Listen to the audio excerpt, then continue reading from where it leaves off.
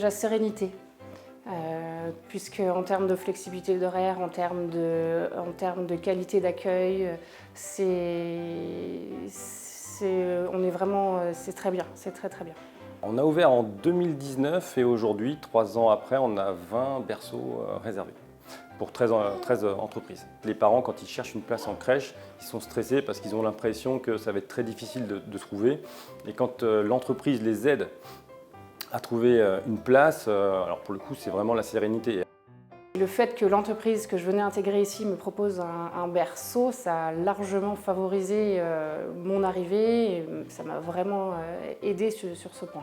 Au départ, l'entreprise, la première chose qu'elle voit, c'est un avantage économique, puisqu'il y a des dispositifs fiscaux, le CIF, le crédit d'impôt famille, qui vient subventionner en quelque sorte le coût de la réservation.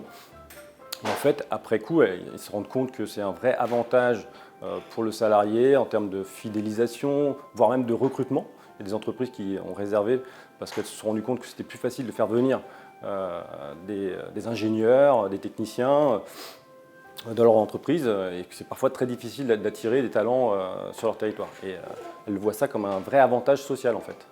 Alors, j'ai été la première à intégrer le premier berceau et ça a été le début.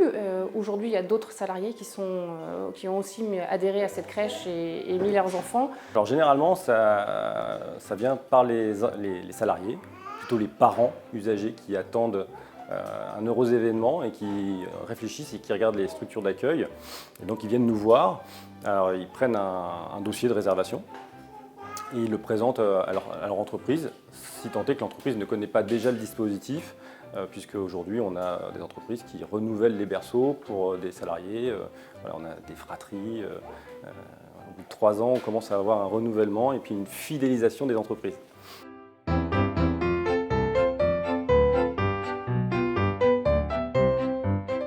Souvent ça reste encore assez confidentiel et les entreprises qui en ont profité alors, peuvent en parler déjà pour leurs salariés et puis dans les réseaux d'entreprises aussi, on en discute.